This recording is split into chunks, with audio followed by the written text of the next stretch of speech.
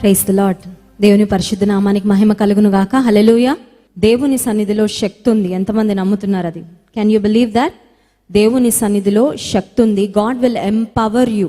దేవుని సన్నిధికి మనం వచ్చిన ప్రతిసారి ఆయన శక్తితో మనల్ని నింపుతూ ఉంటాడు. ఈ లోకంలో ఆయన చిత్తము నెరవేర్చడానికి, ఆయన మార్గాల్లో నడవడానికి, ఆయనను మహిమపరచడానికి చాలాసార్లు మనకున్న శక్తో, మనకున్న జ్ఞానమో, బలమో సరిపోకపోవచ్చు. కానీ దేవుని సన్నిధికి వచ్చినప్పుడు ఆయన మనల్ని నింపే దేవుడు.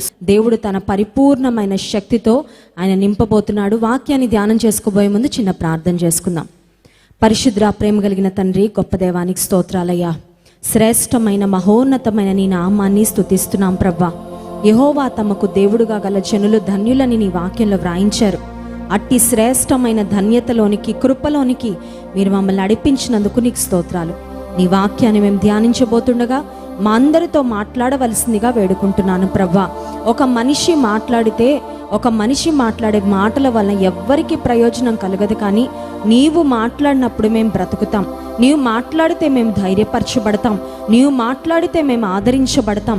నీవు మాట్లాడడం ద్వారా మేము ఆశీర్వదించబడతాం. కనుక నీ మాటలు ఈ ఉదయకాల సమయంలో నీ విడుదల చేయండి అయ్యా. ప్రతి అంధకారమును, ప్రతి ఆటంకమును యేసు నామములో కొట్టివేయండి ప్రభా. బంధింపబడిన వారికి విడుదలనిచ్చే దేవుడో, కృంగిన వారిని లేవనెత్తే దేవుడో, కన్నీటిలో ఉన్న వారికి పరిష్కారాన్ని ఇచ్చే గొప్ప దేవుడో కనుక నీ వాక్యము ద్వారా మా విశ్వాసమును నీవే బలపరచండి, స్థిరపరచండి. నిన్ను చూచినట్లుగా నీవే మాకు సహాయం చేయమని యేసు నామమున ప్రార్థిస్తున్నాము తండ్రి, ఆమెన్.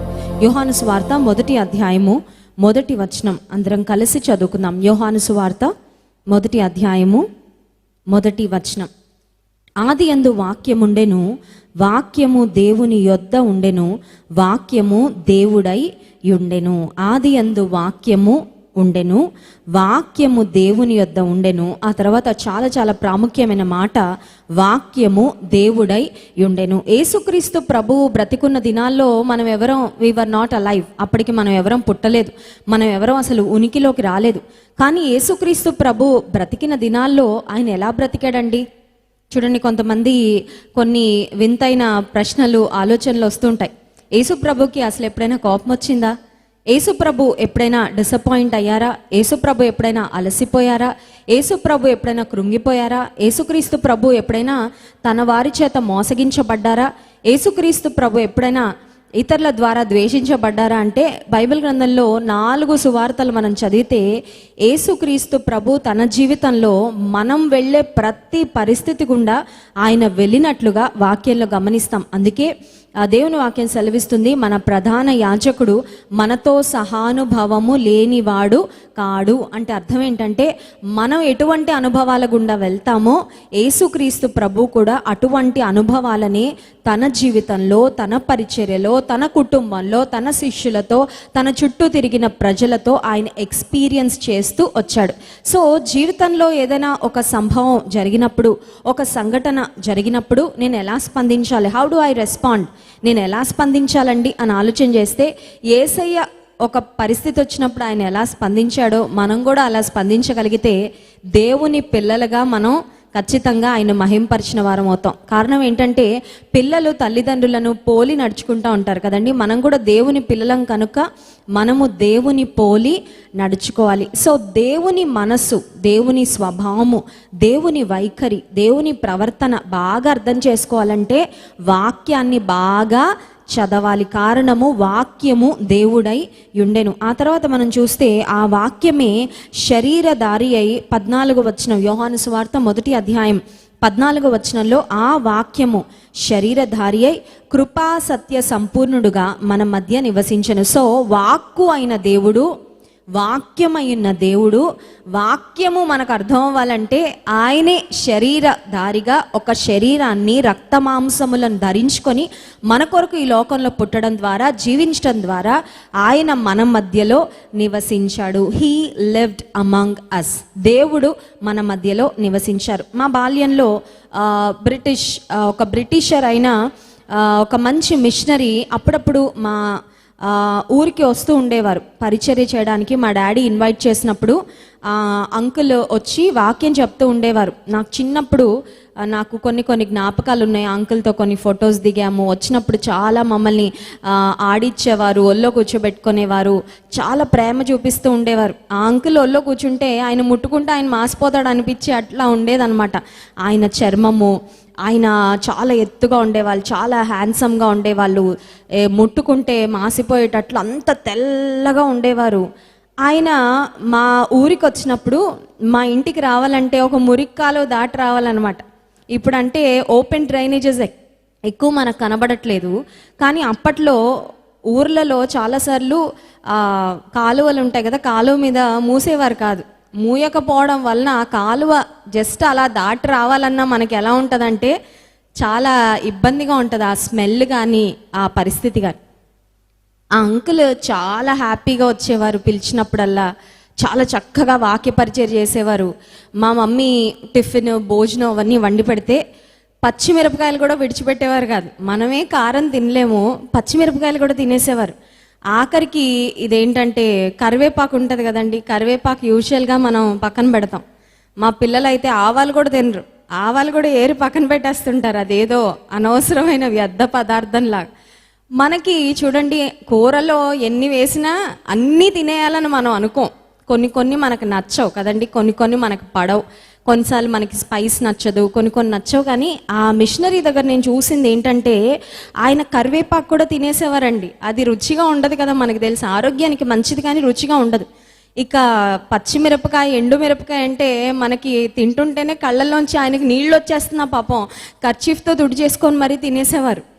అయితే మా నాన్నగారు ఒకసారి అన్నారు, ఆయన పేరు కెనడీ గారు అనమాట. కెనడీ గారు, మీరు అంత కష్టపడి ఎందుకు తింటున్నారండి? అవి మేము ఏదో స్మెల్ కోసం, ఆ టేస్ట్ ఫ్లేవర్ కోసం వేస్తాము, అవి మీరు తినక్కర్లేదండి, పర్వాలేదంటే ఆయన అనేవారు, మీరు కూరలో వేసారంటే తినగలిగే పదార్థాలే కానీ తినకూడని పదార్థాలు మీరు వేయరు కదా.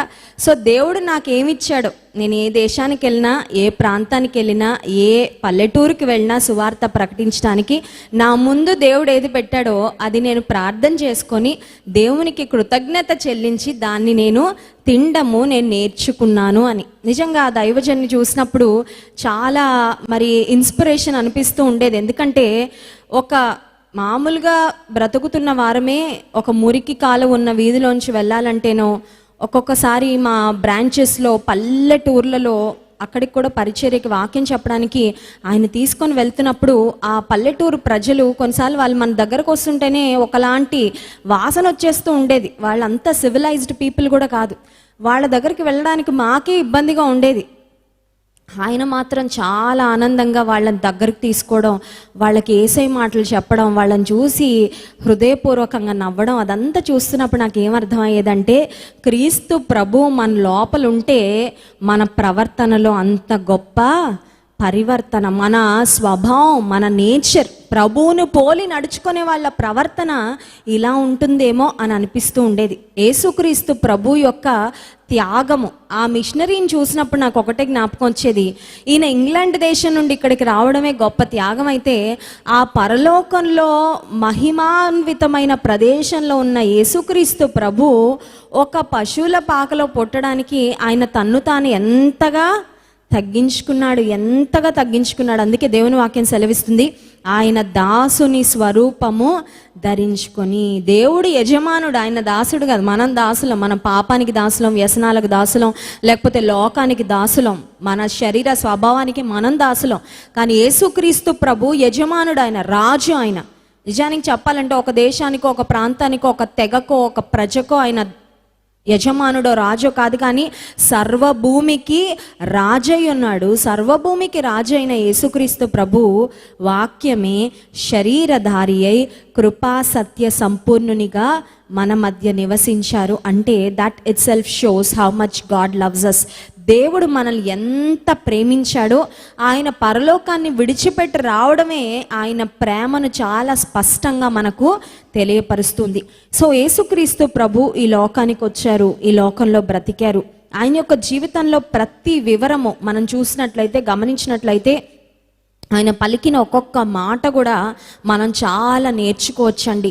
ఒక్కొక్క పరిస్థితిలో ఆయన ఎలా స్పందించాడు, అసలు దేవుని హృదయము ఎటువంటి హృదయం, what kind of a heart does God have, అసలు దేవుని హృదయం ఎలా ఉంటుంది. కొంతమంది మమ్మల్ని వింత వింత డౌట్లు అడుగుతూ ఉంటారు. జాన్ వెస్లీ గారు, యేసు ప్రభు హైట్ ఎంత ఉంటుందండి, ఒక 5.5 అడుగులు ఉంటాడా, ఒక 6 అడుగులు ఉంటాడా, ఆయన ఎలాంటి వస్త్రాలు వేసుకునేవాడు, ఆయన ఏ స్టైల్లో హెయిర్ కటింగ్ చేయించుకునేవాడు, ఆయనకి ముస్టాచ్, బియర్డ్, మీసాలు, గడ్డం ఇవన్నీ ఉండేవా, లేకపోతే షేవింగ్ చేసుకునేవాడా, ఇలా ఎలాంటి చెప్పులు వేసుకునేవాడు, ఏ బ్రాండ్, ఇలాంటివన్నీ చాలా బాగా అడుగుతూ ఉంటారు. కానీ అన్నిటికంటే ప్రాముఖ్యంగా మనం తెలుసుకోవాల్సింది ఏంటంటే యేసయ్య యొక్క హృదయము ఎలాంటిది, what kind of a heart does God have.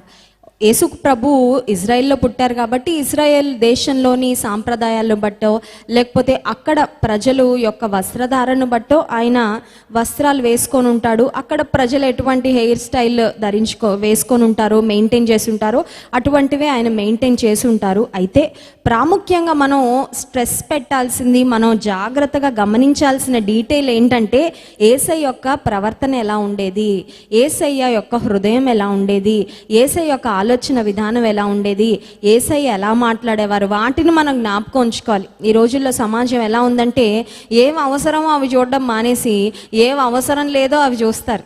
అర్థమవుతుందండి? ఎసెన్షియల్స్ అన్నీ ప్రక్కన పెట్టేసి నాన్ ఎసెన్షియల్స్ అన్నీ చూస్తూ ఉంటారు. ఇప్పుడు నేను ఇక్కడ వాక్యం చెప్తున్నాను, నేను ఏం చెప్తున్నానో దాని మీద కాన్సన్ట్రేషన్ చేయాలి. ఆత్మీయులైతే, ఆత్మీయులు కాని వారు దేని మీద కాన్సన్ట్రేట్ చేస్తారో తెలుసా?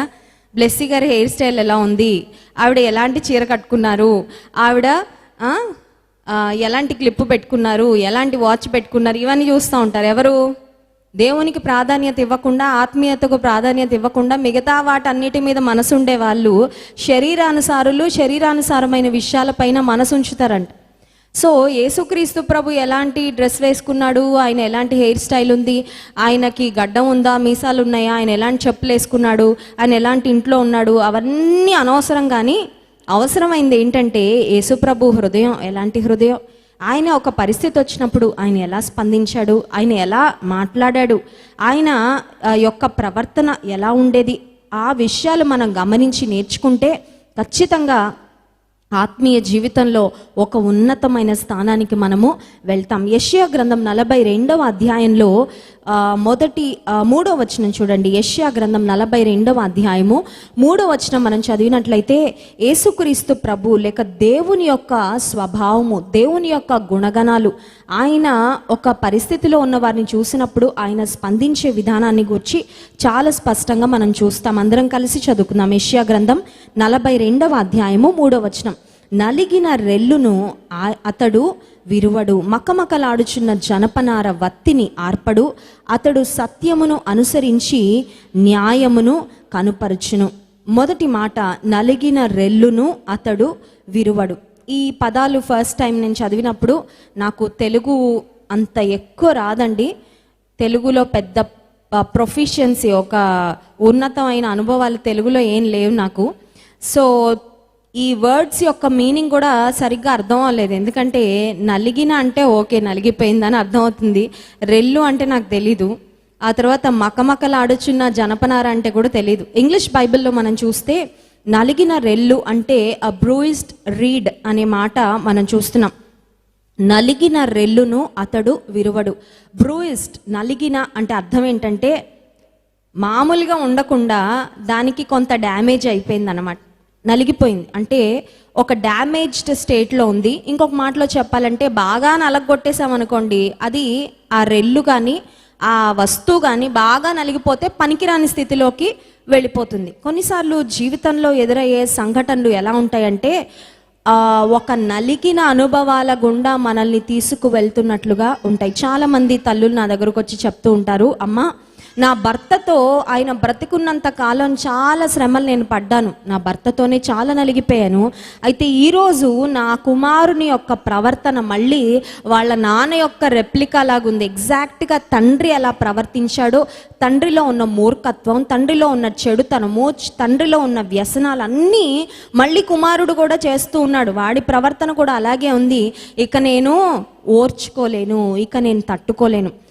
నలిగిన రెల్లు, రెల్లు అనే మాటకి ఇంగ్లీష్లో రీడ్ అనే మాట ఉంది. రీడ్ అంటే అర్థం ఏంటంటే ఒక డెలికేట్ ప్లాంట్ అన్నమాట. ఒక చెట్టు లేక ఒక వృక్షము బలంగా ఉంటుంది, బలంగా ఎదుగుతుంది. దాని యొక్క మొద్దు కానీ దాని యొక్క కొమ్మలు కానీ బలంగా ఉంటాయి. చూడండి, ఏదో బలమైన తుఫానో గాలో వస్తే తప్ప బలమైన చెట్లు పడిపో కదండి. మన ఇంటి చుట్టూ చెట్లు ఉంటాయి, మొక్కలు ఇవన్నీ ఉంటాయి. ఒక్కొక్కసారి తుఫాను బీభత్సం జరిగినప్పుడు ఒకవేళ వాటికి ఏమైనా డ్యామేజ్ అవుతుందేమో, కానీ యూజువల్గా ఒక వర్షం కానీ కొంచెం గాలి కానీ వస్తే ఆ చెట్లేమి అవ్వవు. ఆ గాలికి జస్ట్ కదులుతాయి అంతే, బట్ వాటికి ఎటువంటి డ్యామేజ్ కూడా జరగదు. కానీ రెల్లు అని వ్రాయబడిన ఈ మాట ఏంటంటే it's kind of delicate thing, something delicate. అంటే ఒక చెట్టులాగా, ఒక వృక్షంలాగా బలంగా ఉండేది, లేక ఆటుపోట్లను తట్టుకునేది కాదు, కానీ ఒక బలహీనమైన ఒక రెల్లు, బలహీనమైన ఒక కొమ్మ, లేకపోతే ఒక బలహీనమైన స్థితిలో ఉన్న ఒక మొక్క అని మనం చెప్పుకోవచ్చు. ఇప్పుడు దేవుని యొక్క స్వభావం ఏంటి, దేవుని యొక్క మనసు ఏంటి అని మనం ఆలోచిస్తే, నలిగిన రెల్లును అతడు విరువడు.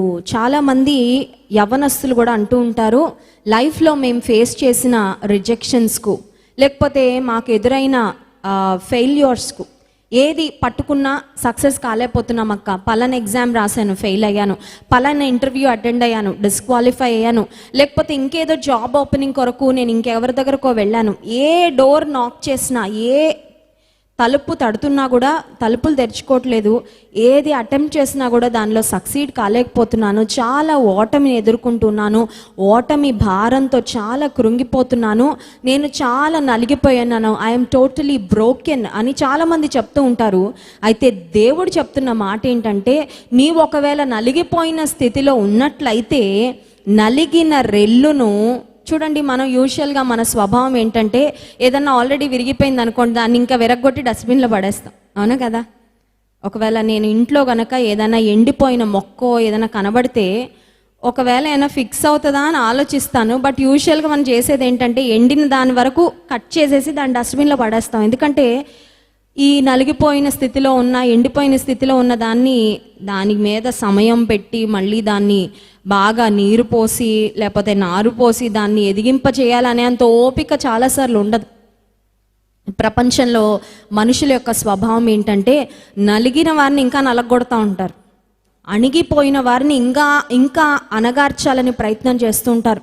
కొంతమంది విధవరాండు నాకు చెప్తూ ఉంటారు, మా భర్త చనిపోయిన ఆనాట నుండి కుటుంబీకులు ఎంతగా మమ్మల్ని అన్యాయం చేయగలరో అంతగా అన్యాయం చేశారని. ఎన్ని మాటలు మాట్లాడాలో అన్ని మాటలు మాట్లాడారు, ఎంతగా మమ్మల్ని గాయపరచాలో అంతగా మమ్మల్ని గాయపరిచారు. కారణం ఏంటంటే ఆల్రెడీ వారి మనసుకు గాయమైపోయింది. ఇంట్లో యజమానుడు లేడని, భర్త లేడని, తండ్రి లేడని కుటుంబీకులు ఆల్రెడీ బాధపడుతున్నారు. కానీ చుట్టూ ఉన్న సమాజం ఎటువంటి అన్యాయమైన స్వభావంతో ఉన్న సమాజం అంటే, అటువంటి నలిగిపోయిన స్థితిలో ఉన్న వారిని ఇంకా నలగగొట్టాలని ప్రయత్నిస్తుంది తప్ప వారిని లేవనెత్తాలనే మనసు లేని సమాజంలో మనం బ్రతుకుతున్నాం. కానీ ద ఎంకరేజ్మెంట్ ఇస్ దిస్, మనం జ్ఞాపకం చేసుకోవాల్సిన ఒక ప్రాముఖ్యమైన విషయం ఏంటంటే, నీవు నేను సేవిస్తున్న దేవుడు ఎటువంటి దేవుడు అంటే, నువ్వు నలిగిపోయి ఉంటే ఆయన నిన్ను ఇంకా నలగొట్టడంట, నువ్వు విరిగిపోయి ఉంటే నిన్ను ఇంకా ఆయన విరగొట్టడు, but he will mend you. ఆయన నిన్ను బాగు చేయాలని ప్రయత్నం చేస్తాడు, నీకైన గాయాలను కట్టాలని ప్రయత్నం చేస్తాడు, నీకున్న నలిగిన స్థితిలో నుండి నిన్ను ఎలా లేవనెత్తాలో నిలవబెట్టాలో దేవుడు ఆలోచిస్తాడు తప్ప నిన్ను ఇంకా నలగగొట్టాలని, నిన్ను ఇంకా అణగద్రొక్కాలని మాత్రం దేవుడు ఎప్పుడూ ప్రయత్నం చేయడు అనే విషయాన్ని మనము గుర్తించాలి. యెషయా గ్రంథం 41వ అధ్యాయం 13-14 వచనాల్లో మనం జ్ఞాపకం చేసుకుంటే, దేవుడు ఒక శ్రేష్టమైన వాగ్దానాన్ని మనకిస్తున్నాడు. నీ దేవుడనైన యెహోవానగు నేను, భయపడకుము, నేను నీకు సహాయము చేసేదనని చెప్పుచు నీ కుడి చేతిని పట్టుకొనిచున్నాను. పురుగు వంటి యాకోబు, స్వల్ప జనమగు ఇశ్రాయేలు, భయపడకుడి, నేను నీకు సహాయము చేయుచున్నానని యెహోవా సెలవిచ్చుచున్నాడు. నీ విమోచకుడు ఇశ్రాయేలు పరిశుద్ధ దేవుడే. హల్లెలూయా. పురుగు వంటి యాకోబు, you are very insignificant, you are very small. యాకోబును ఒక పురుగు లాంటోడివే, చాలా స్వల్పమైన వాడివే, కానీ నీ చేతిని నేను వచ్చి పట్టుకుంటాను. హల్లెలూయా. ఒకవేళ మనుషుల దృష్టిలో నీవు ఒక నిస్సహాయ స్థితిలో ఉండొచ్చేమో, కానీ దేవుడు నీకు ఈ ఉదయకాల సమయంలో వాగ్దానం చేస్తున్నాడు. అదేంటంటే, I will come and hold your hand. చిన్న పిల్లలు కొన్నిసార్లు మన చేయి పట్టుకుంటే మనం ఒకవేళ లూజ్గా వదులుగా మన చేయిని పెడితే పిల్లలు కాసేపు పట్టుకున్న తర్వాత వదిలిపెడతారేమో మన చేతిని. ఎప్పుడైనా రిస్కీ ఏరియాస్లో కానీ ఇబ్బందికరమైన రోడ్లో కానీ నడుస్తున్నప్పుడు మా పిల్లలు నా చేతిలో వారి చెయ్యేస్తే వారు నా చెయ్యి వదిలిపెట్టే ఛాన్స్ ఇవ్వకుండా నేను గట్టిగా పట్టేసుకుంటాను. ఎందుకు తెలుసా? ఇక్కడ రోడ్డు బాగాలేదు, అటు ఇటు గుంటలు ఉన్నాయి, లేకపోతే ముండ్లు ఉన్నాయి, వీళ్ళు సరిగ్గా నడవకుండా బహుశా పడిపోతే నా పిల్లలకు గాయం అవుతుందని వాళ్ళు నా చేతిని పట్టుకున్నా పట్టుకోపోయినా నేనే వారి చేతిని తీసుకొని I will try to hold it tight, గట్టిగా పట్టుకోవడానికి ప్రయత్నం చేస్తాను. ఎందుకంటే ఒక కేరింగ్ మదర్గా నేను ఉండాలని ఇష్టపడుతున్నాను కాబట్టి. దేవాతి దేవుడు ఒక తల్లి కన్నా ఒక తండ్రి కన్నా ఎక్కువగా మన పట్ల శ్రద్ధ తీసుకునేవాడండి. Hallelujah. He cares much more about you than your own father and mother. ఒకవేళ అనుకోవచ్చు, నా తండ్రి లేడండి నాకు. కోవిడ్ స్టార్ట్ అయిన తర్వాత అనేక మంది కుటుంబాల్లో తమ తండ్రులను తమ తల్లులను పోగొట్టుకున్నారు. నిజానికి వారి బాధను ఒక్కసారి ఇమాజిన్ చేసుకుంటే, ఒక తల్లి తండ్రి మనకి ఎంత పెద్ద వయసు వచ్చినా కూడా, మనకి పిల్లలు పుట్టినా మనకి మనవరాళ్ళు వచ్చినా మాకు ఇంకా రాలేదులేండి, బట్ మనం ఎంత పెద్ద వయసుకు వెళ్ళినా తల్లి తండ్రిని కోల్పోయాము అనేసరికి అది చాలా, దట్ పర్టిక్యులర్ సిచ్యువేషన్ షాటర్స్ ఎనీవన్. అది ఒకలాంటి కృంగదీసే పరిస్థితి. అయ్యో ఇంకా అమ్మ లేరా, ఇంకా నేను అమ్మ అని పిలుచుకోవడానికి ఎవరు ఉండరా, ఇక నేను నాన్న అని నాకు ఒక ధైర్యం ఉన్నాడు అని నేను చెప్పుకోవడానికి నాకు ఎవరు లేరా అనుకునే స్థితి ఒకవేళ మనకు రావచ్చేమో. కానీ దేవుడు మనకు వాగ్దానం చేస్తున్నాడు ఏంటంటే, నీ లైఫ్లో ఏ వాయిడ్ అయితే క్రియేట్ అయిందో, ఏ ఖాళీ ఏర్పడిందో, బహుశా you must have lost your mother are you might have lost your father. నీ తల్లినో నీ తండ్రినో నీవు కోల్పోయి ఉండొచ్చు, నువ్వు బాగా ప్రేమిస్తున్న నీ భర్తను నీవు కోల్పోయి ఉండొచ్చు, లేకపోతే నీ కుమారుణ్ణో నీ కుమార్తెను నీవు కోల్పోయి ఉండొచ్చు. ఏ గ్యాప్ అయితే నీ లైఫ్లో క్రియేట్ అయిందో, ఏ వాయిడ్ అయితే క్రియేట్ అయిందో చూడండి. మనుషుల విలువ మనుషులు వెళ్ళిపోయాక తెలుస్తుంది అంటూ ఉంటారు. చాలాసార్లు మన జీవితాలు అందరూ ఉన్నంతసేపు లైట్ తీసుకుంటాం. We take people for granted. మా అమ్మే కదా, మా నాన్నే కదా, నా భార్యే కదా, నా కొడుకే కదా, నా కోడలే కదా అని. వాళ్ళు పోయాక వాళ్ళ విలువ చాలాసార్లు తెలుస్తూ ఉంటుంది. సో ఒక వ్యక్తిని కోల్పోయినప్పుడు నీ జీవితంలో ఏ ఖాళీ అయితే ఏర్పడిందో ఆ ఖాళీని భర్తీ చేయగలిగిన వాడు దేవుడు. హల్లెలూయా. ఎందుకంటే ఆయన వాగ్దానం చేస్తున్నాడు, భయపడద్దు అని చెప్పడమే కాదు, భయపడద్దు అని ఎవరైనా చెప్పచ్చు కదండి. ఇప్పుడు ఎవరైనా నాకు ఫోన్ చేసి, అమ్మ నాకు ఇలాంటి సిట్యువేషన్ నేను ఫేస్ చేస్తున్నాను, నాకు చాలా భయంగా ఉంది అంటే నేను భయపడద్దమ్మా అని చెప్పచ్చు. భయపడద్దు అని చెప్పడం ద్వారా ధైర్యం వస్తుంది డెఫినెట్గా. బట్ భయపడకుండా ఉండడానికి నేను ఇంకేదన్నా వారికి చేయగలిగాను అనుకోండి, అది ఇంకా వారికి సహాయపడుతుంది. ఇప్పుడు దేవుడు చెప్తున్న మాట ఏంటంటే, నువ్వు భయపడద్దు అని నీకు చెప్పడం మాత్రమే కాదు, నీ చేయి నేను పట్టుకుంటానని కూడా చెప్తున్నాడు. హల్లెలూయా. ఒకవేళ మనం ఆయన చేయి పట్టుకుంటే మనం విడిచిపెట్టేస్తామేమో, ఖచ్చితంగా విడిచిపెట్టేస్తామండి. మనం మామూలు వాళ్ళం కాదు, అవునా కదా?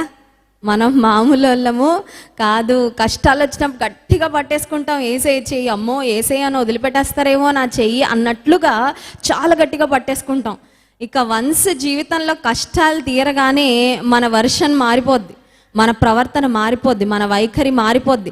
దేవుడు పిలుస్తున్నా కూడా వినపడినట్లే వెళ్ళిపోతూ ఉంటాం కదండి.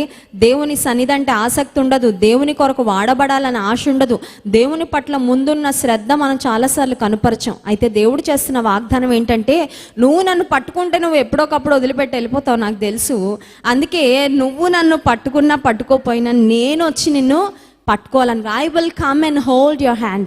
నేను వచ్చి నీ చేతిని పట్టుకుంటాను, నేను వచ్చి నిన్ను నడిపిస్తానని దేవాతి దేవుడు వాగ్దానం చేస్తున్నాడు.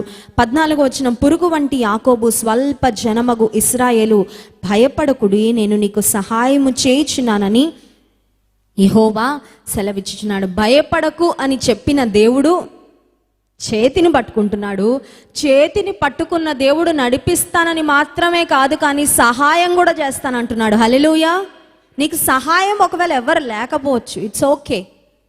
ఎవ్వరు మనుషులు నీ పక్షంగా నిలబడకపోవచ్చు, నీకు ధైర్యము ఇచ్చేవారు, ఒక మారల్ సపోర్ట్ ఇచ్చేవారు ఎవరు లేకపోవచ్చు, పర్వాలేదు. కానీ దేవాది దేవుడు, భూమి ఆకాశములను సృజించిన సృష్టికర్త అయిన దేవుడు నీకు సహాయం చేస్తానని వాగ్దానం చేస్తున్నాడు. ఇంకంతకంటే ఇంకెక్కడైనా మనకి ధైర్యం వస్తుందండి?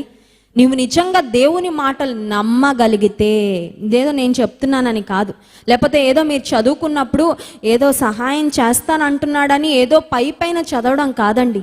ఈ విశ్వాస జీవితంలో ఒక సవాలు నువ్వు ఎదుర్కొన్నప్పుడు, ఒక కష్టం నీకు వచ్చినప్పుడు, ఒక దిక్కుతోచని స్థితిలో నువ్వు ఉన్నప్పుడు, దేవుడు నాకు సహాయం చేస్తానన్నాడు. దేవుడు అబద్ధమాడుటకు ఆయన నరమాత్రుడు కాడు, ఆయన మాట తప్పనివాడు. ఆయన సహాయం చేస్తాడంటే ఆయన ఖచ్చితంగా సహాయం చేసి తీరుతాడు. ఎటు నుండి సహాయం పంపిస్తాడు నాకు అనవసరం, కానీ సహాయం మాత్రం ఖచ్చితంగా వస్తుంది. Hallelujah. He will send help. I do not know from where, through whom. ఎవరి ద్వారా, ఏ దిక్కు నుండి సహాయం పంపిస్తాడో మనం ఆలోచించుకోక్కర్లేదు. అది సహాయం పంపించి ఆయన చూసుకుంటాడు. హల్లెలూయా. అయ్యా నాకు సహాయం రావడానికి మార్గాలు ఏం లేవయ్యా, నేను ఈ కిటికీ తీసి పెట్టినా, ఈ తలుపు తీసి పెట్టినా, నువ్వేం ప్లానింగ్ చేసుకోక్కర్లేదు. అర్థమవుతుందండి? నీకు ఎవరి ద్వారా, ఏ సమయంలో ఎటువంటి సహాయం పంపించాలో సహాయం చేస్తాను అని వాగ్దానం చేసిన దేవునికి తెలుసు. హల్లెలూయా. Do you know that God is fully aware of your problems? నీ సమస్యలన్నీ నీకంటే ఎక్కువ దేవునికి తెలుసా? నీకంటే ఎక్కువ నీ సమస్యలు ఒకవేళ నిన్ను తినివేస్తూ ఉండొచ్చు. నీ సమస్యలు ఒకవేళ నీకు నిద్ర పట్టనివ్వకపోవచ్చు. నీ సమస్యలు ఒకవేళ నిన్ను కృంగతీస్తూ ఉండొచ్చు. కానీ do you know that your problems not only bother you, but God is also worried about your problems. ఆయన మిమ్మును గూర్చి చింతించుచున్నాడు గనుక మీ చింత యావత్తు ఆయన మీద వేయుడి. He cares about you. Cast your cares upon God because He cares about you అనే మాట దేవుని వాక్యంలో మనం చూస్తున్నాం. సో ఉదయకాల సమయంలో నలిగిన రెల్లు వలె నీ హృదయం ఒకవేళ నలిగిపోయినట్లయితే చూడండి, కొన్నిసార్లు ఒక ఆశీర్వాదం కొరకు వెయిట్ చేస్తూ ఉండొచ్చు నీవు. అదొక ఉద్యోగం అయిండొచ్చు, ఒక వివాహం అయిండొచ్చు, లేకపోతే ఒక అవసరత కొరకు అయిండొచ్చు. దేవుని వైపు చూస్తూ వచ్చేస్తుందిలే వచ్చేస్తుందిలే వచ్చేస్తుందిలే వచ్చేస్తుందిలే అని కనిపెడుతూ ఇంకా రాకపోతే ఏ కార్యము కొరకు మనం కనిపెడుతున్నామో అది ఆలస్యం అవుతూ ఉంటే మనసులో చాలా కృంగుదల వస్తుందండి. అవునా కదా? It disappoints us a lot. గడిచిన వారంలో ఒక చెల్లెమ్మ నాకు ఫోన్ చేసి చెప్తుంది, అక్క నాకు 29 సంవత్సరాలు వచ్చాయి, మా అమ్మ నాన్న నా చిన్నప్పుడే చనిపోయారక్క, ఇప్పుడు నేను వివాహ వయసుకు వచ్చాను, మా గురించి ఆలోచన చేసేవారు ఎవ్వరు లేరు, మా కోసం ప్రార్థన చేసేవారు ఎవరు లేరు, మా కొరకు ప్రార్థన చేయక్క, నువ్వు చాలా కృంగుదల వస్తుంది, రాత్రి అయ్యేసరికి అసలు నిద్ర పట్టడం లేదు, ఎందుకంటే రేపు ప్రొద్దున ఎందుకు లేవాలి, ఎవరి కోసం లేవాలి, మమ్మల్ని గురించి ఆలోచన చేసేవారు ఎవరున్నారు, టుమారో ఈజ్ అ క్వశ్చన్. రేపు ఉదయకాల సమయం ఒక ప్రశ్నార్థకంగా ఉందంటే ఆ చెల్లికి చెప్పాను, అమ్మ దేవుని సేవకులంగా మీ కొరకు ప్రార్థన చేస్తాను, నీ బయోడేటా కూడా నాకు పంపించు, తప్పకుండా నా వంతు ప్రార్థన చేసే ప్రయత్నం కూడా చేస్తానని చెప్పాను. ఎందుకు ఈ మాటలు చెప్తున్నానంటే గాడ్ కేర్స్ అబౌట్ యూ. ఒకవేళ నువ్వు అనుకోవచ్చు నన్ను పట్టించుకునే వారు ఎవ్వరూ లేరు, నా కోసం ఆలోచన చేసేవారు ఎవరు లేరు. ఆ నిరాశకరమైన స్థితిలో from my conversation with her, చాలా బిజీగా ఉన్నాను ఆ రోజు, కానీ నాకు అర్థమైంది ఆ చెల్లెమ్మకు ఒక ధైర్యము కావాలి, ఆ చెల్లెమ్మకు ఒక భరోసా కావాలి. She needs someone who can say that we are there for you. ఆ రోజు చెప్పాను, అమ్మ నీ కోసం ఈ రోజు నుంచి నేను నమ్మకంగా ప్రార్థన చేస్తాను, ఖచ్చితంగా నీ కొరకు నా వంతు ఒక ప్రయత్నం కూడా చేస్తాను, దేవుని చిత్తం ఆయన ఎలా జరిగించుకుంటాడో చూద్దామని. ఎందుకు ఈ మాటలు చెప్తున్నానంటే నలిగిన స్థితిలో నీ ఉంటే నీ పక్షంగా దేవుడు ఉంటాడు. హల్లెలూయా. If you are in a broken state, if you are in a broken condition, God reaches out to you. దేవుడు నీ దగ్గరకు వస్తాడు ఎప్పుడంటే నువ్వు నలిగిన స్థితిలో ఉంటే. బైబిల్లో దేవుని వాక్యం సెలవిస్తుంది, ఆయన గర్విష్ఠులను దూరం నుంచే గుర్తిస్తాడంట. ఎవరైతే యారోగెంట్గా ఉంటారో, ప్రైడ్ఫుల్గా ఉంటారో, అటువంటి యాటిట్యూడ్తో ఉంటారో దూరం నుంచే గుర్తించి వాళ్ళని దగ్గరికి కూడా రానివ్వడంటండి. మన దేవుడు నలిగిన వారికి ఎంత ఆసన్నుడుగా ఉంటాడో, విరిగి నలిగిన స్థితిలో ఉన్న వారికి ఆయన విరిగి నలిగిన వారిని ఆయన అలక్ష్యము చేయడు. విరిగి నలిగిన హృదయమే ఆయనకి ఇష్టమైన బలి అని దేవుని వాక్యం సెలవిస్తుంది. So when you are broken you can feel God closest to you. నువ్వు నలిగిన స్థితిలో ఉంటే దేవుని చాలా దగ్గరగా నువ్వు ఎక్స్పీరియన్స్ చేయగలవు. అట్ ద సేమ్ టైం విరిగిన స్థితిలో, నలిగిన స్థితిలో, కృంగిన స్థితిలో, తగ్గింపుతో, దీనత్వంతో నీవు ఉండకుండా, బహుశా ఒకవేళ నీ జీవితంలో నాకు ఒక ఉద్యోగం ఉంది, నాకు కొంత బ్యాంక్ బ్యాలెన్స్ ఉంది, నా భవిష్యత్తునంతా నేను ప్లాన్ చేసేసుకున్నాను, నా భవిష్యత్తును నేను నడిపించుకోగలిగినంత సామర్థ్యం ఉంది, తెలివితేటలు నాకున్నాయి అని గనుక నువ్వు విర్రవీగుతున్నట్లయితే దూరం నుండే గర్విష్ఠుల యొక్క స్వభావాన్ని కూడా దేవుడు గమనిస్తాడంట. గర్విష్ఠులకు దేవుడు విముఖుడు. దేవుడు ఎలా అంటే చూడండి, లైక్ పోల్స్ రిపెల్ అవుతూ ఉంటాయి. నార్త్ సౌత్ అని 2 పోల్స్ ఉన్నాయి అనుకోండి. ఫర్ ఎగ్జాంపుల్ మ్యాగ్నెట్స్లో ఈ అయస్కాంతం ఉంటుంది కదండి. అయస్కాంతంలో ఒకవైపుకు తిప్పితే 2 అయస్కాంతాలను దగ్గరికి తెచ్చినప్పుడు ఒకవైపుకు తిప్పితే అవి దగ్గరకు వస్తాయి. ఇంకొక డైరెక్షన్ మార్చి ఆ పోల్ మనం మారిస్తే అవి 2 అయస్కాంతాలే అంతకుముందు దగ్గరకు వచ్చినవే, వాటి డైరెక్షన్ మార్చగానే అవి దూరం వెళ్ళిపోతూ ఉంటాయి, రిపెల్ అయిపోతూ ఉంటాయి. దేవుడు కూడా నీకు దగ్గరగా రావాలనుకుంటున్నాడు, నిన్ను బలపరచాలనుకుంటున్నాడు, స్థిరపరచాలనుకుంటున్నాడు, దీవించాలనుకుంటున్నాడు, నీ జీవితంలో ఆయన నీ పక్షంగా నిలబడాలనుకుంటున్నాడు. But your attitude can make a big difference. నీ జీవితంలో ఒకవేళ గర్వపు స్వభావంతో, ఎదురాడే స్వభావంతో, అవిధేయతతో, ఇష్టానుసారంగా మాట్లాడుతూ ఇష్టానుసారంగా ప్రవర్తిస్తూ నీవు ఉన్నట్లయితే దేవుడు రిపెల్ అయిపోతాడండి. He will move away from you. దేవుడు మనకి దూరంగా వెళ్ళిపోతాడు. నేను అనుకుంటాను, the most unfortunate life on this planet is a life which lives away from God. తిండి లేని వాళ్ళు దురదృష్టవంతులు అని నేను అనుకోవట్లేదు. ఎందుకంటే తిండి లేని స్థితిలో ఉన్నా నువ్వు దేవుని కలిగి ఉంటే నువ్వు ఎప్పుడు చనిపోయినా నువ్వు దేవుని సన్నిధికి వెళ్తావు. లాజరు, ధనవంతుడు లాజరు యొక్క ఉపమానాన్ని మనం జ్ఞాపకం చేసుకుంటే, లాజరు కుష్టు వ్యాధితో ఉన్నాడండి. Very unfortunate life. అతన్ని చూసి అందరు అసహించుకుంటున్నారు. అతని కురుపులు, అతని గాయాలు, వాటి నుంచి పస్ కారుతూ రక్తం కారుతూ ఉంటే కుక్కలు వచ్చి అతని గాయాలను నాకుతూ ఉన్నాయి. అప్పటికి చూస్తే అనిపించుండొచ్చు, ఇటువంటి బ్రతుకు ఎవరికి ఉండద్దురా ఈ లోకంలో, ఇలా మాత్రం బ్రతకూడదురా, చనిపోతే నయమని బహుశా లాజరుని చూసి చాలామంది అసహించుకొని ఉండొచ్చు. కానీ బట్ పరలోకంలో లాజరుకు చాలా హై పొజిషన్ దేవుడిచ్చాడండి. అబ్రహాము యొక్క రొమ్మును ఆనుకున్నాడు. Hallelujah. What a privilege, what a place. ఎందుకో తెలుసా, Lazarus had a good attitude. దేవుని పట్ల ఒక మంచి వైఖరిని లాజరు కలిగి ఉన్నాడు. అదే ఈ ధనవంతుడు రెచ్చిపోయాడు, విర్రవీగిపోయాడు. తన ధనాన్ని బట్టి, తనకున్న సంపదలను బట్టి, తనకున్న జ్ఞానాన్ని బట్టి గర్వించాడు. ఆఖరికి వెళ్ళి నరకాగ్నిలో కాలాడు. జాన్ వెస్లీ గారు సెకండ్ వర్షిప్లో గోల్డ్ అండ్ బ్రదర్స్ అంట కుక్క గొలుసుల్లా బంగారు మెడల్కి వేసుకున్నారండి. చేతులు అన్నిటికీ 10 వ్రేళ్ళు ఉంటే 10 వ్రేళ్లకు 10 ఉంగరాలు పెట్టుకున్నారు. ఇక మెడకైతే ఇలా ఇలా ఉన్నాయి వాళ్ళ చైన్స్. ఆ ఫోటో చూడగానే వెస్లీ గారితో నేను ఒకటే అన్నాను, వాళ్ళు తర్వాత వెళ్ళి నరకంలో కాలాల్సింది కదండి. ఇక్కడ ఎన్ని వేసుకొని తిరిగితే ఏం లాభం? Their eternity is going to be in hell if they die without Jesus. ఏసే లేకుండా చనిపోతే ఎక్కడ కాలుతారు? యుగ యుగాలు నిత్య నరకాగ్నిలో ఎవరైనా సరే, ఎంత ధనవంతులైనా, ఎంత ఉన్నతమైన స్థితిలో ఉన్నవారైనా కాలవలసిందే. సో మొదటిది యెషయా గ్రంథం 42వ అధ్యాయం 3వ వచనంలో, నలిగిన రెల్లును అతడు విరువడు. ఇంకో ప్రాముఖ్యమైన విషయం చెప్పమంటారా మీకు? నీవు విర్రవీగి అపవిత్రతతో లేక గర్వంతో బ్రతకడం కంటే నలిగిన స్థితిలో ఉండడం చాలా మేలు. ఎందుకంటే నలిగిన స్థితి నేను దేవునికి చాలా దగ్గరగా చేస్తుంది. హల్లెలూయా. ఖచ్చితంగా ఒక విశ్వాస జీవితంలో మాట చెప్పగలరు. అదేంటంటే, the most painful circumstances in my life are the ones which brought me closest to God. నా జీవితంలో నన్ను దేవునికి దగ్గరగా తీసుకొచ్చిన సన్నివేశాలు ఏంటంటే, నా జీవితంలో నేను బాధను, వేదనను అనుభవించిన సందర్భాలే. Hallelujah. So problems are blessings in disguise. కనుక సమస్యలు అనేవి ఆశీర్వాదాలు మారువేషంలో వచ్చినట్లు అనమాట. చాలామంది నాకు చెప్పే మాట ఏంటంటే, అమ్మ మీకు కరోనా రాకముందు చాలా బాగా చెప్పేవారు వాక్యం, అయితే మీ కరోనా వచ్చిన తర్వాత నుంచి మీలో ఒక ప్రత్యేకమైన అభిషేకాన్ని మేము చూస్తున్నాం. దేవుని వాక్యాన్ని మీరు ప్రకటిస్తూ ఉన్నప్పుడు దేవుని శక్తి చాలా అధికంగా విడుదలవుతున్నట్లుగా మేము గమనిస్తున్నాం. సో కరోనాని బట్టి దేవునికి స్తోత్రాలా లేకపోతే బాధపడాలా? కరోనా వచ్చిన 2 వారాలు దేవునికి సన్నిహితంగా గడిపానండి. దేవునితో ఎక్కువగా సహవాసం చేశాను. దేవునికి మరింతగా నన్ను నేను సమర్పించుకున్నాను. అందుకే చెప్పగలను, ఒక విరోబడిన పాత్రగా, విరోబడిన రొట్టెగా దేవుని చేతిలో వాడబడ్డానికి దేవుడు సహాయము చేస్తున్నాడు. Please understand that problems are blessings in disguise. నీ జీవితంలో నలిగిన స్థితి గుండా నీ వెళ్ళడానికి ఒకవేళ నీ భర్త కారణం అవ్వచ్చు, నీ పిల్లల కారణం అవ్వచ్చు, ఒక ఆర్థిక సమస్య నీకు కారణం అవ్వచ్చు. But be grateful for that. ఎందుకంటే ఆ సమస్య లేకపోతే నువ్వు దేవుని దగ్గరకు వచ్చేదానివి కాదు. ఒకవేళ ఆ సమస్య, ఆ సవాలే నీకు లేకపోయింటే నువ్వు దీన మనసు నేర్చుకునేదానివి కాదు. ఒకవేళ నీ జీవితంలో ఆ లోటే లేకపోయింటే నువ్వు విశ్వాసంలో ఎదగడానికి ఒక అవకాశమే నీకు వచ్చి ఉండేది ఖచ్చితంగా కాదు. రెండవదిగా మనం చూస్తే చూడండి, సమయం అయిపోతుంది.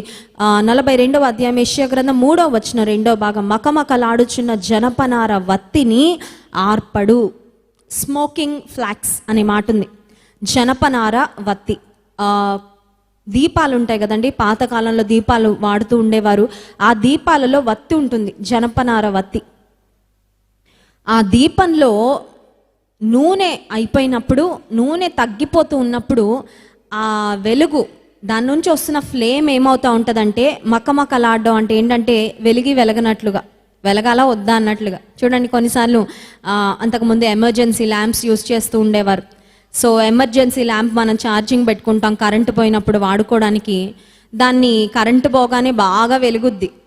కరెంటు ఒక 2 గంటలు 3 గంటల వరకు రాలేదనుకోండి, ఇక దానిలో బ్యాటరీ అయిపోతూ ఉంటే ఆ ల్యాంప్లో ఉన్న లైట్ డిమ్ అయిపోతూ ఉంటుంది. దానిలో ముందున్నంత వెలుగు ఆ తర్వాత వాడిన కొద్దీ తగ్గిపోతూ ఉంటుంది.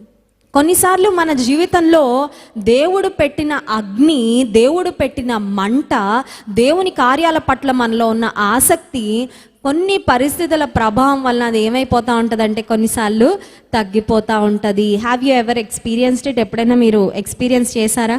నేను ఎప్పుడు దేవుని కొరకు ఒకేలా మండానండి అన్న వాళ్ళు ఎవరైనా ఉన్నారా? ఎప్పుడు ఒకేలా మండానండి అన్న వాళ్ళు ఉన్నారా? అలా ఆత్మలో తీవ్రత, కూర్చున్నా లేచినా దేవుని గురించిన ఆలోచన, ఒక మాట మాట్లాడుతున్నా, ఇది దేవునికి ఇష్టమా కాదా? ఒక దగ్గరికి వెళ్ళాలంటే దేవునికి ఇష్టమా కాదా? ఒకరితో స్నేహం చేయాలంటే, ఏదైనా ఒక పని చేయాలంటే ఇది దేవుడు అంగీకరిస్తాడా, దీన్ని దేవుడు అప్రూవ్ చేస్తాడా నువ్వు ఆలోచించుకున్నావు. కారణం ఏంటంటే వాక్యం ప్రతి దినం ఒక ఫ్యూయల్ లాగా నీ లోపలికి వెళ్ళడం ద్వారా నీలో ఆత్మ సంబంధమైన తీవ్రత, ఒక ఆత్మీయ మంట పరిశుద్ధాత్మ దేవుడు నీ లోపలుండి రగిలించాడు. అయితే కొన్నిసార్లు వాక్యానికి దూరం అవడం వలన, దేవుని మాటలకు దూరం అవడం వలన నువ్వు అనుకో ఆత్మీయంగా బలహీనపడాలని నువ్వు అనుకో.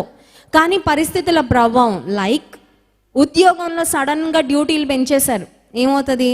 డ్యూటీలు బాగా ఎక్కువైపోయి ఆదివారం కొంతమంది మందిరం మానేస్తారు. ఆ మందిరం మానేయడం వల్ల ఏమవుతుందంటే ఆ లోపల ఉన్న నూనె, దేవుని వాక్యము, పరిశుద్ధాత్మ నూనె వారి జీవితం అనే బుడ్డిలో, వారి జీవితం అనే ఆ యొక్క పాత్రలో తగ్గిపోద్ది. ఇప్పుడు నూనె తగ్గిపోతే దీపం వెలుగుతుందా అండి? దీపం చక్కగా ప్రకాశిస్తుందా? No way. సో కొన్నిసార్లు దేవుని సన్నిధికి మనం దూరం అవడం, అదొకవేళ ఆరోగ్య సంబంధమైన పరిస్థితుల వలన కావచ్చు, ఉద్యోగ బాధ్యతల వలన బహుశా అయిండొచ్చు, లేక నీకున్న కుటుంబ బాధ్యతల వల్ల అయిండొచ్చు, లేక ప్రతిరోజు ఏం వింటాంలే వాక్యం, ప్రతి ఆదివారం ఏం వెళ్ళిపోతాంలే దేవుని సన్నిధి, కానీ ఒక రకమైన కేర్లెస్ యాటిట్యూడ్, అంటే దేవుని పట్ల కొంచెం ఆసక్తి తగ్గిపోవడం వల్ల, whatever it might be, there are so many factors that contribute to it. ఆ పరిస్థితికి సహకరించే చాలా అంశాలు ఉన్నాయి, ఎవరికి వారికే తెలుసు. దేవునిలో నేను బలహీనం అయిపోవడానికి ఏంటి కారణం, దేవుని నుండి నన్ను దూరపరిచేది ఏంటి, దేవుని వెలుగు నా ద్వారా ప్రకాశించకుండా అడ్డుపడేది ఏంటి అని మనం స్వపరీక్ష చేసుకుంటే మనకి బాగా తెలుస్తుంది. దేవుని మందిరానికి వచ్చిన ప్రతిసారి వారేం వేసుకున్నారు, వీరేం వేసుకున్నారు, వారు ఎక్కడ కూర్చున్నారు, వాళ్ళు ఎలా కూర్చున్నారు, వారు ఏం చేస్తున్నారు, వీరేం చేస్తున్నారు అని చూడడం కంటే, దేవుని వాక్యపు వెలుగులో మనల్ని మనం స్వపరీక్ష చేసుకుంటూ ఉంటే మనలో ఉన్న స్వభావం ఏంటో, మనలో ఉన్న పాపం ఏంటో పరిశుద్ధాత్మ దేవుడు చాలా స్పష్టంగా మనకు చూపిస్తాడు. సో ఇక్కడ వ్రాయబడిన మాట 42వ అధ్యాయం 3వ వచనంలో, మకమకలాడుచున్న జనపనార, ఒక జనపనార ఒక దీపంలో ఉంది. ఆ దీపం వెలుగుతుంది కానీ పరిపూర్ణంగా వెలగలేకపోతుంది. It is struggling to glow, it is struggling to bring out that flame. ఆ లోపల ఉన్న మంటను ఇంకా బాగా చూపించాలని ఉంది కానీ అవ్వట్లేదు. ఒక రీజన్ ఏంటంటే ఆయిల్ తగ్గిపోవడం, రెండో రీజన్ ఏంటంటే బయట నుంచి వచ్చే గాలి. చూడండి, దీపానికి లోపల ఎంత నూనె ఉన్నా బలమైన గాలి ఇచ్చింది అనుకోండి, ఒక కిటికీలోంచి, ఒక తలుపులోంచి ఇంట్లోకి, లేకపోతే ఫ్యాన్ ఆన్ చేసాం అనుకోండి, వెంటనే ఆ దీపము లేక ఆ వెలుగు అనేది కొంచెం కొంచెం తగ్గిపోతూ ఉంటుంది. ఇక ఆరిపోవడానికి రెడీ అయిపోద్ది. పరిస్థితి ఇంకా అలాగే ఉంటే ఖచ్చితంగా ఆరిపోద్ది. సో నీ జీవితంలో శోధన అనే గాలులు ఒకవేళ వీచొచ్చు. Temptations, the wind of temptation, ఒక బలమైన గాలి వలె ఒక శోధన నీ జీవితంలోకి రావచ్చు, ఒక శ్రమ నీ జీవితంలోకి రావచ్చు, ఒక సమస్య నీ జీవితం మీదకి రావచ్చు. కానీ దేవుడు ఎంత కృప కలిగిన వాడంటే, ఇందాక నేను ప్రారంభంలోనే చెప్పాను, దేవుని యొక్క హృదయాన్ని మనం అర్థం చేసుకోవాలంటే వాక్యం బాగా చదవాలని. దేవుని హృదయం ఎటువంటిదంటే మకమకలాడుచున్న ఒక దీపాన్ని, ఒక జనపనారని చూసినప్పుడు ఉఫ్ అని ఊదేసి వెళ్ళిపోడంట. మనమైతే అలా చేస్తాం. ఓ దీపం సరిగ్గా వెలగట్లేదు అనుకోండి, కాసేపు చేయి పెడతాము అది ఆపడానికి. ఇక ఎంతకీ ఆగట్లేదు, ఎంతకీ అది ఆ ఫ్లేమ్ నిలబడట్లేదు అనుకోండి, పోతే పోన్లే అని పక్కన పడేస్తాం, అంతేనా? లేకపోతే దాన్నే పట్టుకొని కూర్చుంటామా? మనకంత టైం ఉండదు, మనకంత ఓపిక ఉండదు. కొంతమంది దీపాలు ఆరిపోతుంటే చూడడం వారికి సరదా. ఇందాక చెప్పాను కదా, నలిగిన వారిని ఇంకా నలగొట్టాలని, లేకపోతే ఆరిపోతున్న వారిని ఇంకా ముందే ఆర్పేస్తారు. నిన్నటి దినాన ఒక వీడియో నేను చూస్తున్నాను. ఒక బ్లాక్ అమెరికా దేశంలో 2 నెలల క్రితం ఆమె చనిపోక ముందు చేసిన లాస్ట్ వీడియో అండి. చూసినప్పుడు చాలా బాధ అనిపించింది.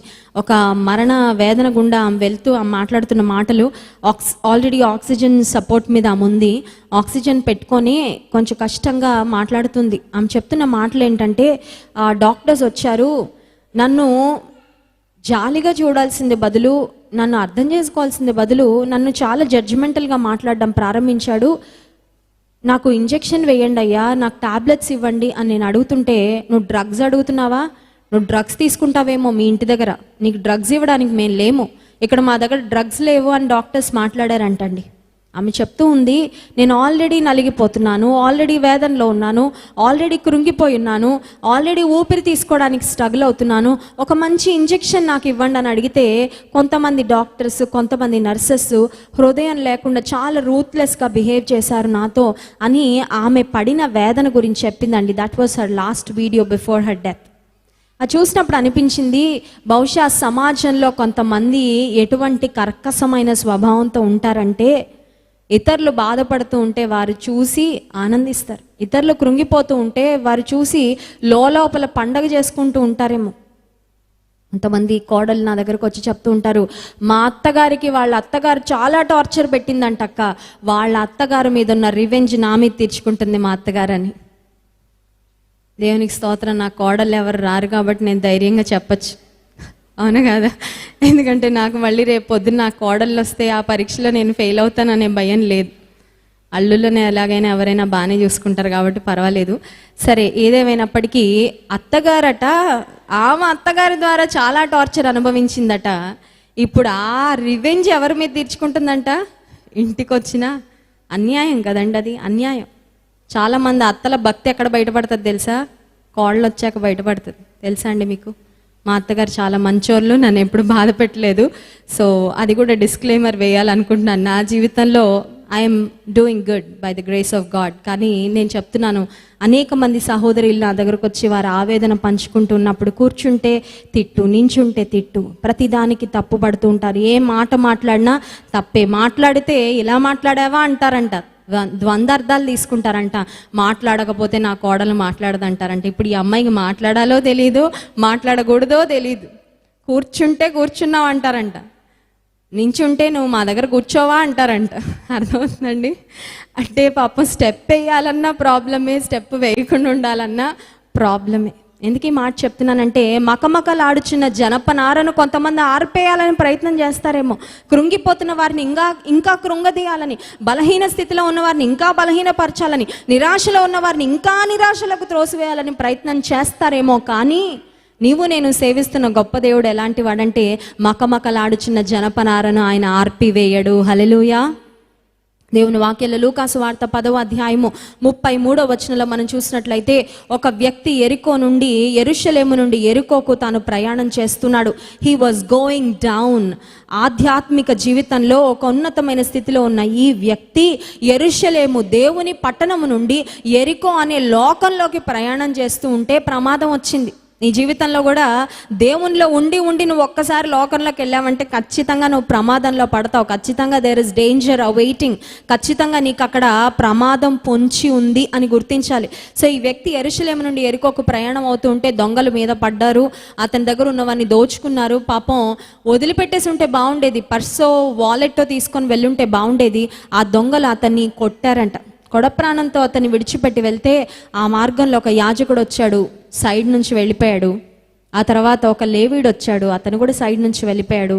ఆ తర్వాత మూడవదిగా ఒక సమరయుడు వచ్చాడు. ఆ సమరయుడు ఏం చేశాడో ఒకసారి గమనించండి. 34వ వచనం, 33, 34 వచనాలు చదువుకుందాం. అయితే ఒక సమరయుడు ప్రయాణమైపోవచ్చు, అతడు పడి ఉన్న చోటికి వచ్చి అతనిని చూచి అతని మీద జాలిపడి దగ్గరకు పోయి నూనెయు ద్రాక్షారసమును పోసి అతని గాయములను కట్టి తన వాహనం మీద ఎక్కించి ఒక పూటకుళ్ళ వాని ఇంటికి తీసుకొని పోయి అతనిని పరామర్శించెను. హల్లెలూయా. ముందు జాలొచ్చిందండి. You know what, before you act, నువ్వు ఒక క్రియ చేయక ముందు నీ మనసులో వచ్చే ఆలోచన నీ క్రియలను ప్రభావితం చేస్తుంది. అందుకే ఒక వ్యక్తి అన్నాడు, be careful with your thoughts because your thoughts become words.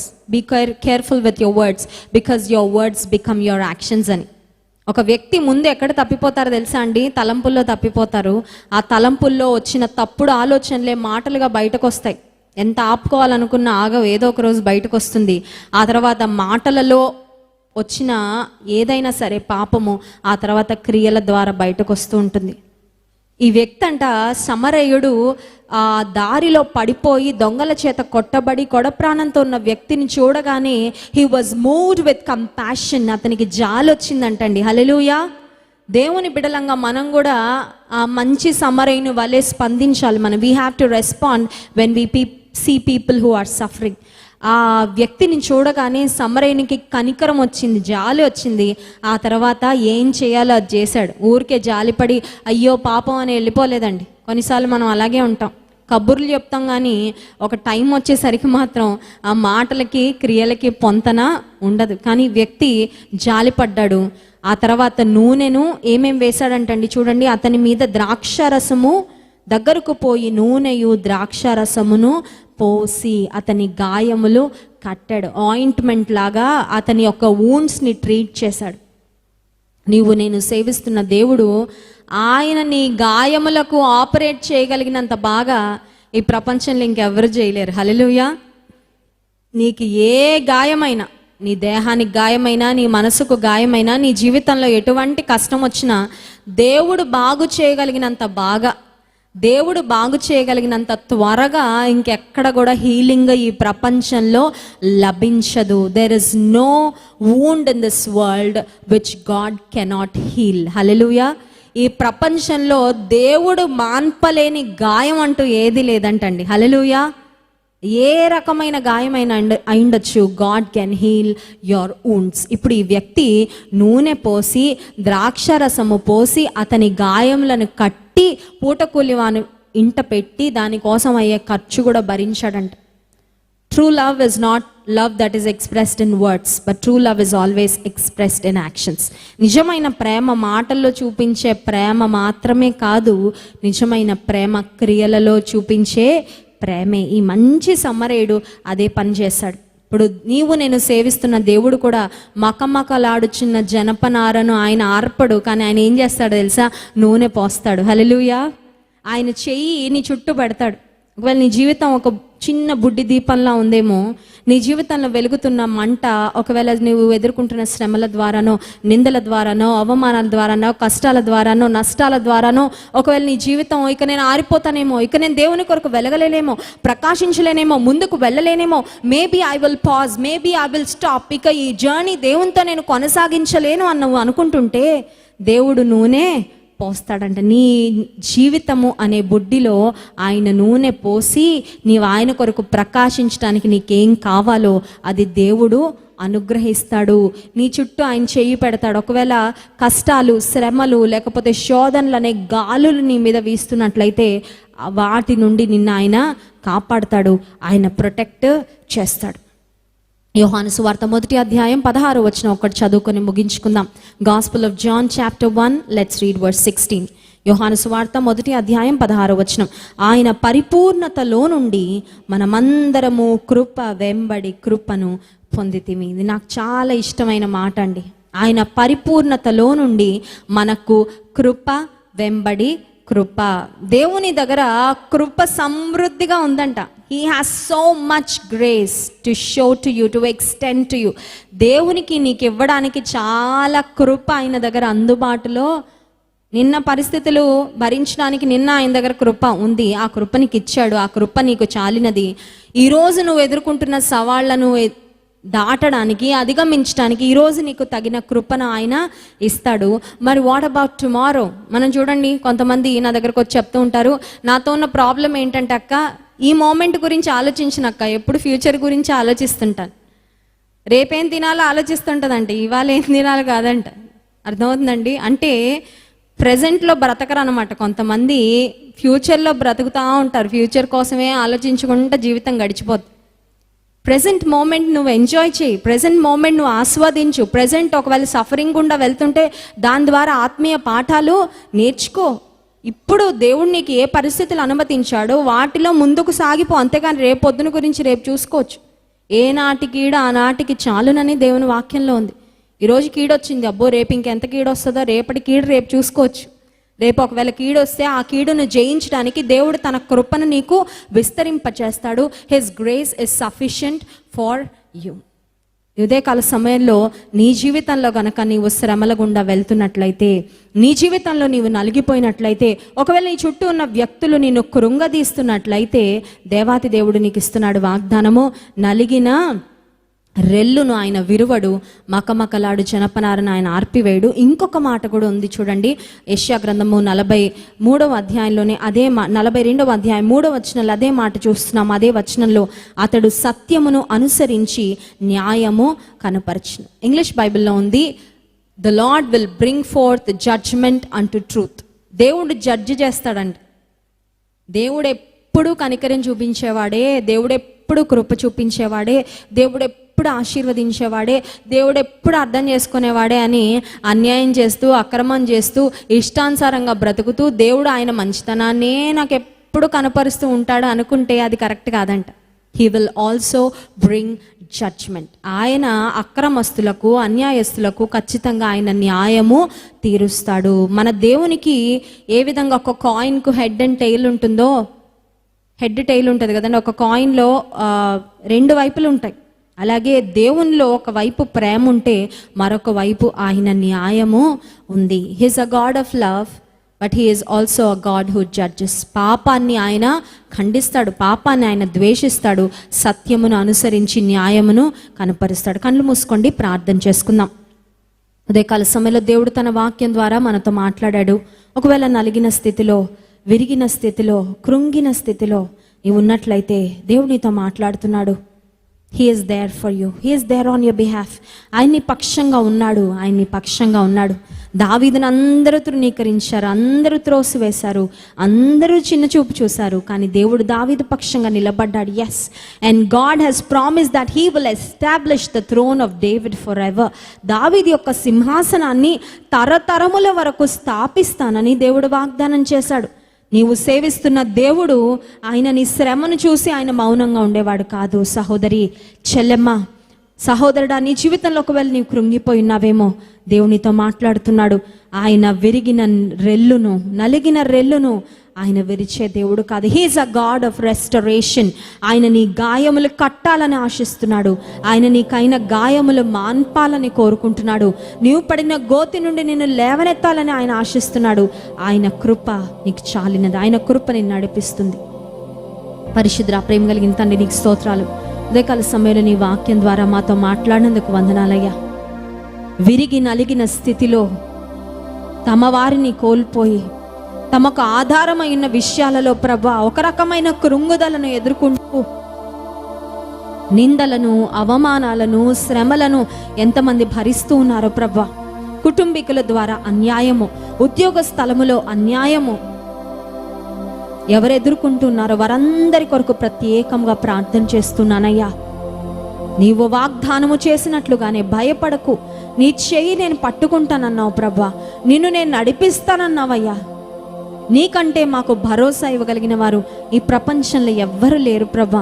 అందుకై స్తోత్రాలు. మా ప్రతి పరిస్థితిలో నీ వైపు చూడడం మాకు నేర్పించండి అయ్యా. ఈ బిడ్డలు ఎంతమంది అయితే వారి జీవితంలో ఇబ్బందులను, అన్యాయాన్ని ఎదుర్కొంటున్నారో ప్రభా, ఆ పరిస్థితుల్లో పరిపూర్ణంగా నీ మీద ఆధారపడి నీకు ఆ స్థితిని అప్పగించి, ఆ పరిస్థితిని అప్పగించి నీవిచ్చే విడుదలను, నీవిచ్చే ఆదరణను వారు పొందుకున్నట్లు సహాయం చేయండి. విన్న వాక్యం మా హృదయాల ఫలింప చేయమని ఘనత మహిమ ప్రభావములు మీకే చెల్లిస్తూ యేసు నామమున ప్రార్థిస్తున్నాము తండ్రి. ఆమేన్.